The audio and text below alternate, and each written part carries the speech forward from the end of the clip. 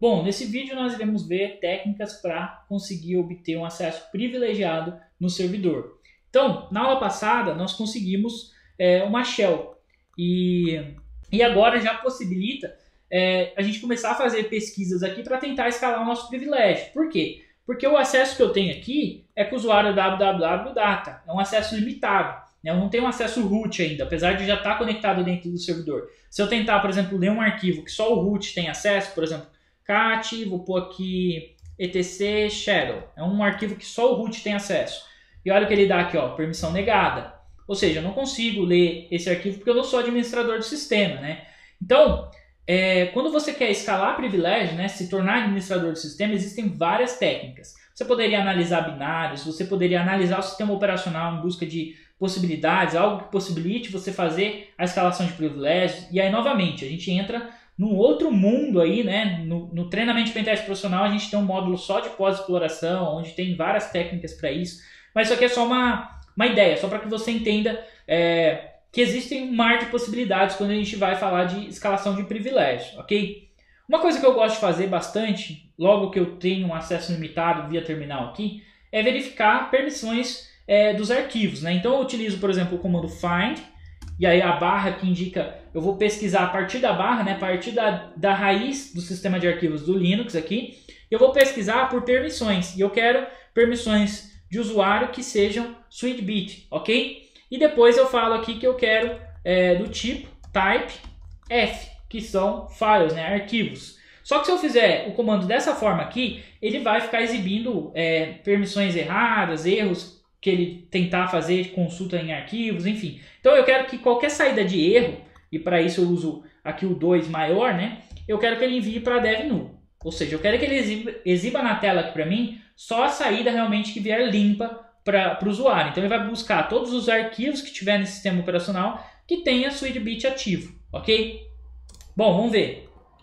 Notem que ele trouxe vários binários, né, do próprio Linux aqui, né, arquivos conhecidos, por exemplo, sudo, pswd, enfim, mount, ping. Por que esses arquivos aqui têm o suite-bit ativo, né? Vamos entender um pouco melhor isso. Ó. Se eu pegar aqui, por exemplo, dar um ls-la em um desses arquivos, ó, rcr, bin, pswd, por exemplo.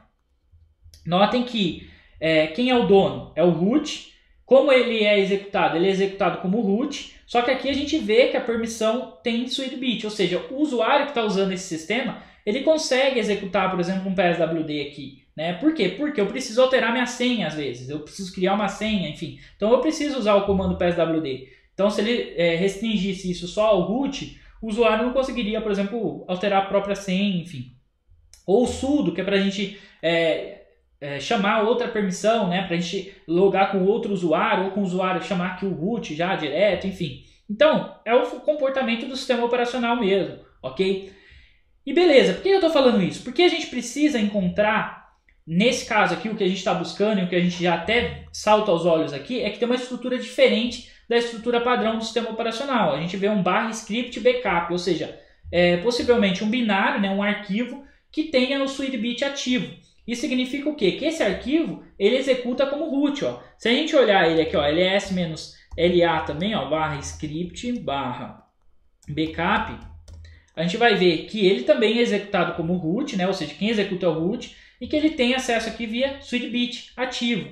Ou seja, se a gente conseguir executar ele executa com permissão de root. Aí que vem o pulo do gato, né? Será que a gente consegue manipular alguma coisa nesse binário ou atacar esse binário para conseguir fazer ele executar algo que a gente queira como root, né? Porque o nosso acesso é limitado, né? A gente não consegue modificar muita coisa aqui. Então, essa é a ideia, tá? Só para ficar mais claro isso, vamos executar, por exemplo, esse script, né? Vou vir aqui então script.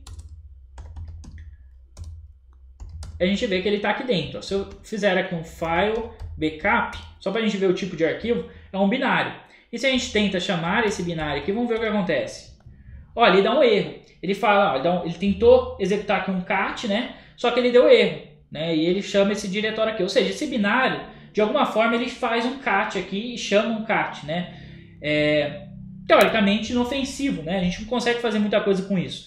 E aí você pode pensar, pô, Ricardo, será que a gente não consegue, então, ir lá no cat original do sistema operacional, alterar ele para um cat malicioso, por exemplo, e aí a gente consegue chamar esse binário, e aí a hora que ele chamar o cat, ele chama o malicioso.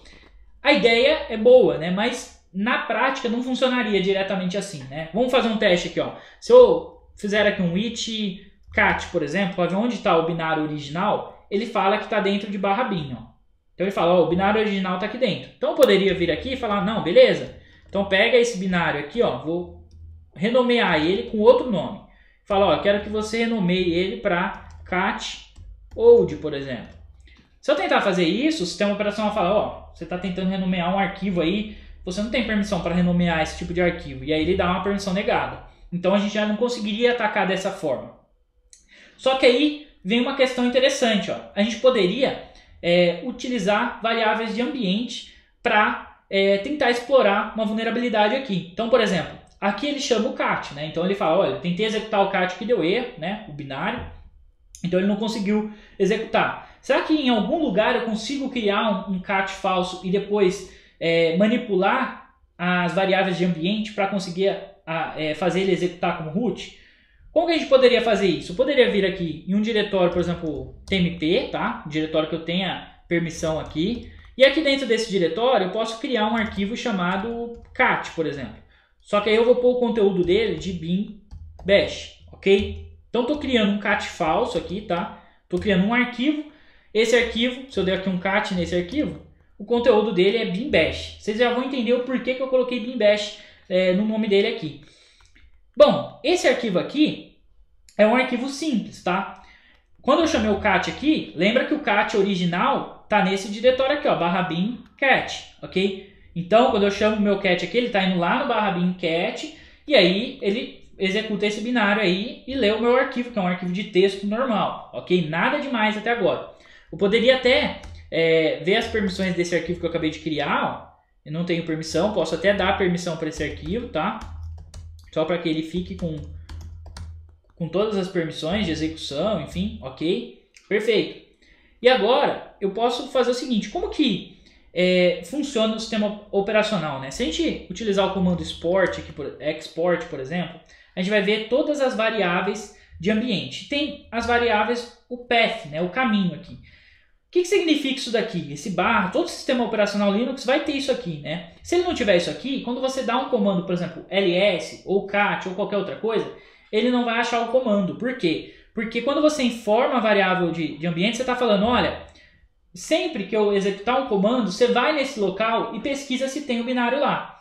Por quê? Se eu vir aqui, por exemplo, quando eu faço aqui um cat, ele está indo dentro de /bin, automaticamente, tá? O meu terminal vai lá dentro de /bin e fala, tem um binário aí chamado cat? Tem. Então ele executa.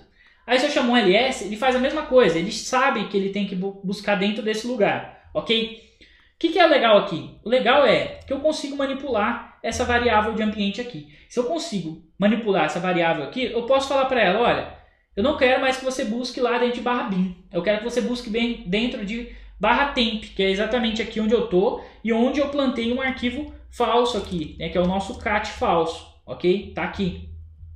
O que vai acontecer? Quando o sistema operacional ou alguma função for chamar um cat, ele vai ir dentro aqui de /temp, se eu informar ele aqui, e vai falar, opa, você tem um cat aí? Se tiver, executa. É basicamente isso. Então, como que eu posso fazer isso? Ó? Olha que legal, isso aqui é bem bacana. A gente pode vir aqui fazer um comando export path, e aí eu faço o seguinte, ó. Eu vou até fazer o seguinte, ó. Vou ler primeiro a variável path, só para a gente ver o conteúdo dela, ok? Vou pegar aqui esse conteúdo. Beleza. Eu vou fazer o seguinte, ó. Export path igual. Vou jogar aqui o conteúdo inteiro, né, para mim não quebrar o sistema tudo, e vou apagar o /bin daqui e vou colocar tmp, ok? Só vou fazer essa alteração, ó. Se eu fizer um export agora, a gente vai ver que as variáveis de ambiente que eu indiquei são essas daqui. Então, se eu der agora um comando ls, por exemplo, ó, vai dar erro. Por quê? Porque ele vai falar, olha, o ls está dentro de /bin, só que ele não sabe onde está o /bin, porque nas variáveis de ambiente não existe mais o /bin aqui, ok? Perfeito, não tem problema eu ter quebrado isso agora, tá? Poderia até ter deixado o /bin aqui, mas é mais seguro nesse caso a gente fazer dessa forma, mais seguro no caso assim, do nosso ataque funcionar, porque ele não vai buscar em nenhum momento lá dentro do /bin, né, o cat.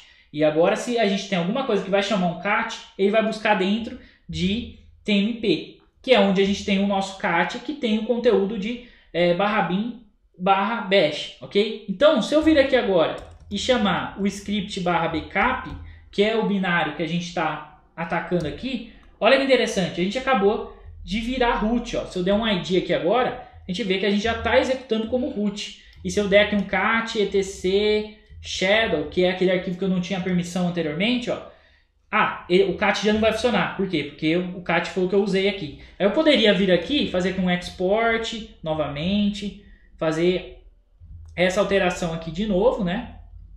Voltar o sistema ao normal, porque agora eu já ganhei o que eu queria, né?